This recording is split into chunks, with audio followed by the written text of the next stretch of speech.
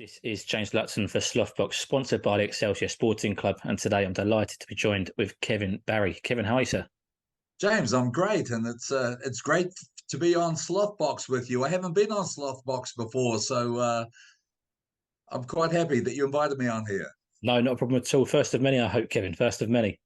And good luck, mate, with the with the new channel. It's always a bit of a nervous venture when you start off, but I'm sure you're going to kick butt, and in a couple of years' time, this will be great. Fantastic. I appreciate that. Thank you very much. We're going to start talking today about the heavyweight division. You're a man who knows heavyweights very well. You've trained a few yourself, and there's some big fights come up in that division. As we know, in boxing, all fans love the heavyweight division. It's the money division. It's where the knockouts happen. People love to see knockouts in boxing. This weekend, we've got Alexander Usyk facing Daniel Dubois, his mandatory challenger. First of all, talk to me about this fight. How do you see that ongoing? Well, I tell you what, let me say for a start, they do love heavyweights, and they love it when heavyweights knock each other out. But more than anything else, I think boxing is at its best when the heavyweight division's at its best. And I think right at the moment we've got some very talented guys at the top of the ladder. We've also got a bunch of very strong contenders coming through just underneath. As real contenders and guys that I expect to see over the next 2 or 3 years fighting for the title.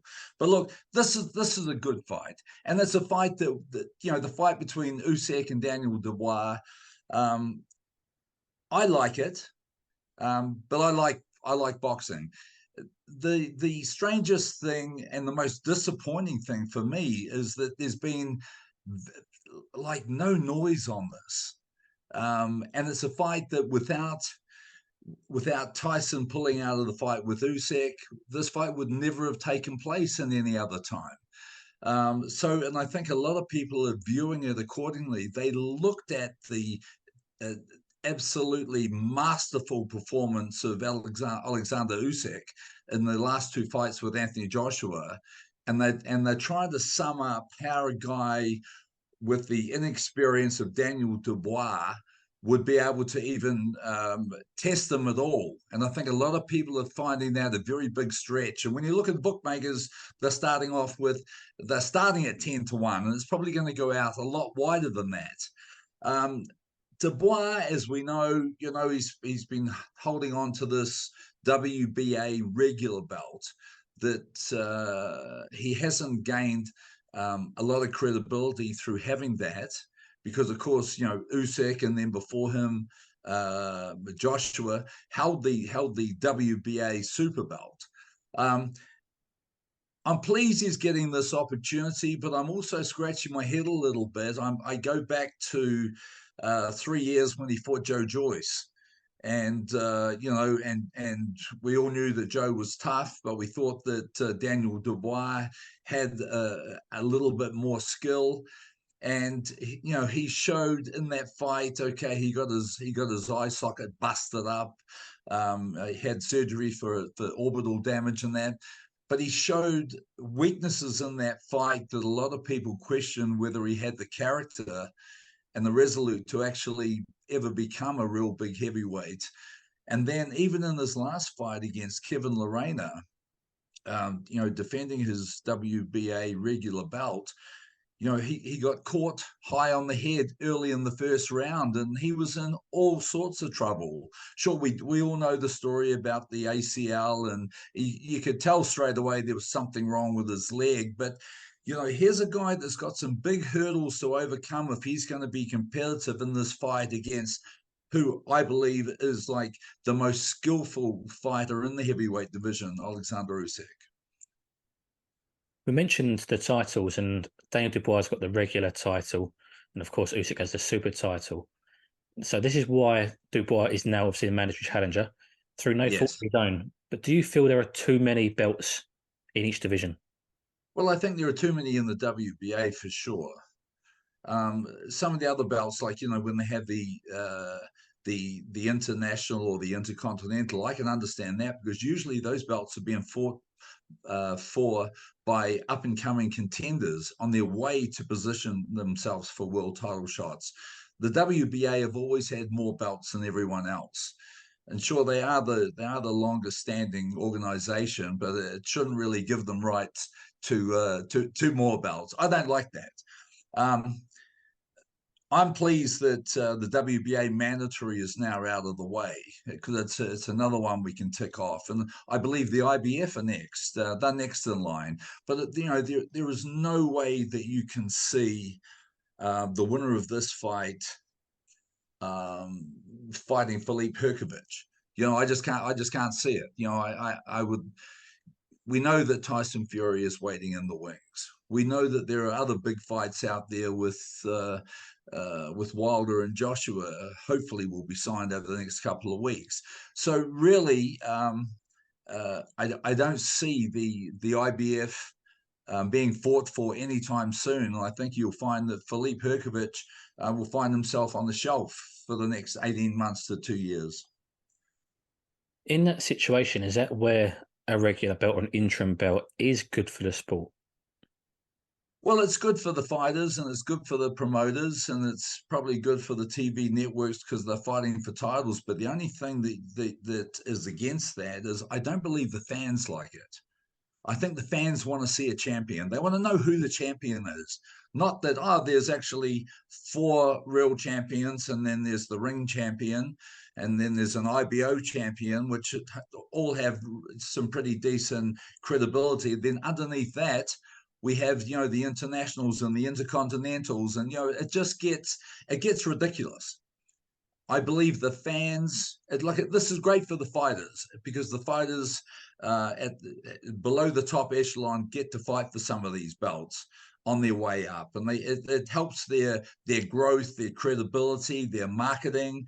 It also helps in their various centers putting bums on seats because they like seeing guys who hold belts. But the bottom line is this: I don't believe the fans like it. The fans want to know and they want to see who is the best. That's why this fight between Fury and Usyk, it has to happen. We have to see a unified champion, the first 4-belt heavyweight champion in the 4-belt era. And I, for one, just can't wait for that day. Just touching on one other thing you mentioned about Dubois, he's a big underdog, a big outsider, and it wasn't well received by boxing fans that Dubois would be facing Usyk next. Now, does that just show the levels between the top tier of heavyweights, let's say your Usyk, Fury, Wilder, and Joshua, and the rest? Yes, but also for Usyk, without that WBA regular belt, this opportunity would never ever present itself. So, it was smart work by his team and by Frank Warren. When they couldn't make the Fury fight, Usyk had to fight someone. Let's remember, this weekend is Ukrainian Independence Weekend. There's 45,000 people have bought tickets in Poland for this fight. I'm happy for Usyk that he's not getting to put his skills and his titles on display in his hometown, but he's the country right next door. So it's like a hometown fight for him. 2 of the judges are from Poland, so they're doing everything. They're doing everything to give Usyk every advantage whatsoever. Look, I don't want to completely write Daniel Dubois off, and you'd have to be a fool to do that because we know the guy can punch. He's a very, very heavy-handed guy, and he's shown that in the amateurs, and he's shown it since turning professional. But when you look at all the attributes that Usyk possesses, and you look at his huge boxing IQ, you look at the quality of opponents that he has fought over the years, this is a massive step up in class for Daniel Dubois. But he does have what is the great equalizer. If he can land that right hand, he could change his life overnight. And in any sort of fight like this, where you have a big puncher fighting a skillful big favorite, the puncher has to be able to land that heavy power. And if he can't land it, he can't win. So, look, I think it's very important for Dubois that he doesn't go out there and try to give Usyk too much respect too early. I also think it's very important that he has to do everything in his power to land a heavy punch very early in this fight. Like that for me is the blueprint for him. He's got to be able to put hands on him early, and if he can't do that and he can't get shots to the body, he simply can't win. The longer this fight goes, the more difficult it is for him. Let's have a look. Usyk's gone the full 12 rounds 7 times. We know both guys have got 20 fights, which is crazy because Usyk's 11 years older than Dubois. Dubois only gone past 5 rounds on 2 occasions. So that and we're not Dubois is not fighting the style fighter that's going to allow him to rest. He's fighting a guy who's got an incredible work rate. The work rate and the movement and the angles is what will break a fighter down. It's what will take the energy from a fighter.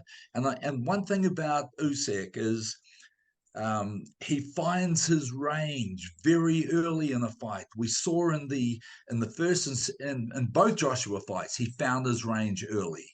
And you look at Dubois being 2 inches taller, but they both have the same reach. They both got a 78-inch reach. So there's no reach advantage for Dubois. And we know Usyk's faster. He's got better movement. He's got better skills. All those things stack up to a very, very difficult night for Daniel Dubois, in my eyes. Absolutely. Now, Alexander Usyk is not the only Ukrainian heavyweight participating in a fight this weekend.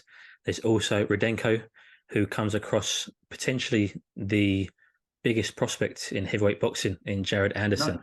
And Jared Anderson, yes.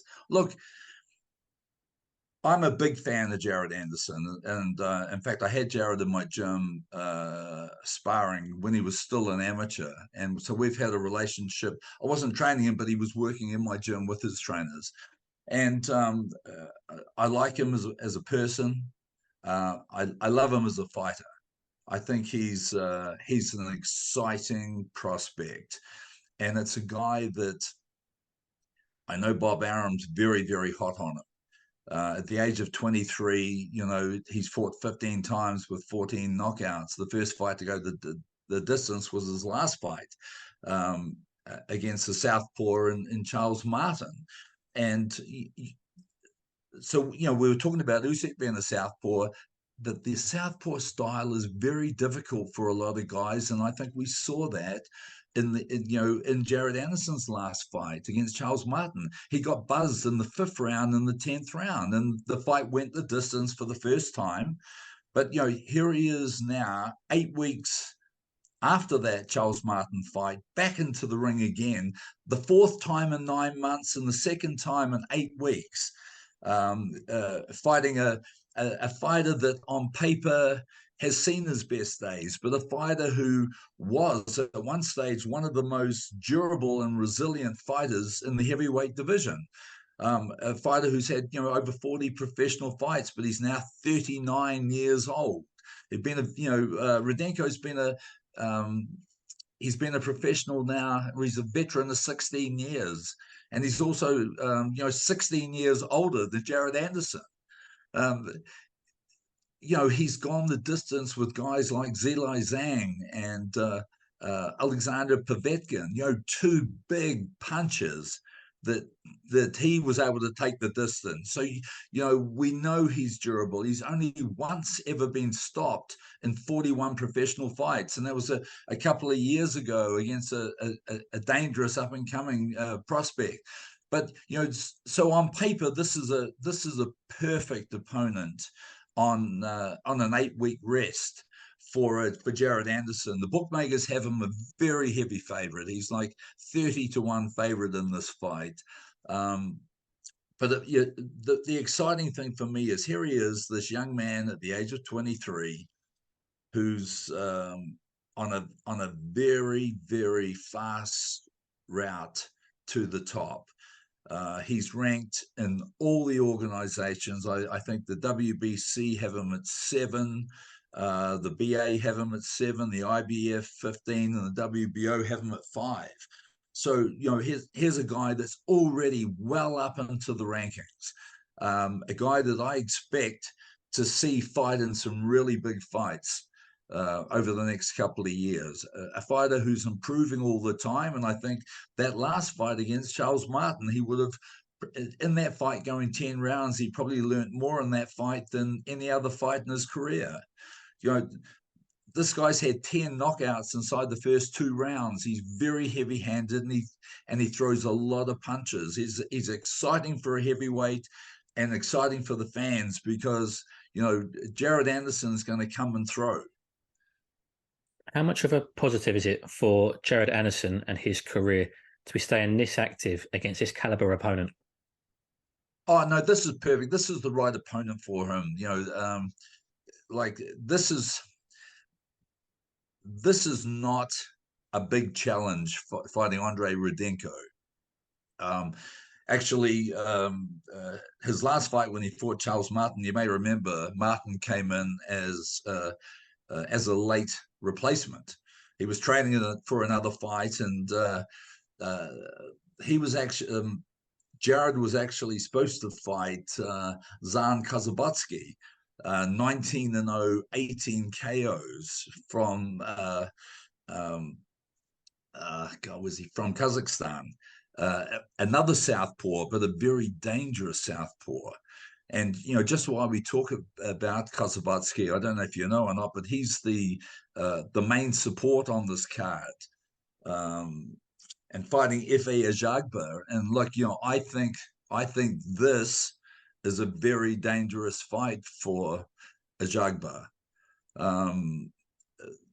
Ajagba in his last fight against Stephen Shaw looked very timid. He looked like a guy that, I remember when he started his career, he's this big, tall, powerful, muscular Nigerian that was knocking guys spark out. In fact, one year, I think 2 or 3 years ago, he had the KO of the year on ESPN. That guy seems to have disappeared. His last fight against Stephen Shaw, okay, Shaw was undefeated, but he was no dangerous puncher, and he boxed him for 10 rounds and won a two-round decision. I think it was 96-94 by all 3 judges, but not a good performance. Now, if he fights timid against a fighter like Kazabatsky, who, by the way, in his last, like I mentioned to you, is undefeated, 19-0, 18 KOs. In his last 3 fights, twice he's KO'd undefeated prospects. So, this is a guy that the WBC have him ranked at 9. Ajagba is ranked at 14. He's a very heavy-handed fighter. And I think it's going to be a very dangerous fight for Efe Ajagba. And I know the bookmakers have it as a pick'em fight. But I just think Ajagba is going to have to show a little more than what he showed recently if he's going to be competitive in this fight. I remember like 2 years ago when he had his first loss and his only loss against Frank Sanchez. Sanchez had him down in that fight, and he was still fighting out of a very aggressive style at that time. But after that fight with Sanchez, when he lost and had to pick himself off the canvas in 1 round, he changed his style and started to be a little bit more reserved and a little bit more less aggressive. There's another fighter that you may know called Anthony Joshua who has adopted a very similar style in recent fights.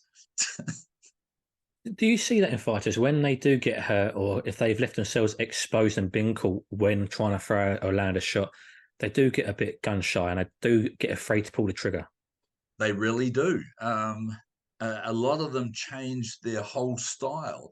Look, we saw it we saw it with Vladimir Klitschko. You know, he got knocked out 3 times early in his career and reinvented himself. He said, I'm not going to be this aggressive fighter anymore. I'm going to now use my height and reach and stay on the outside and jab away, throw long hooks, and try to hit you with a right hand.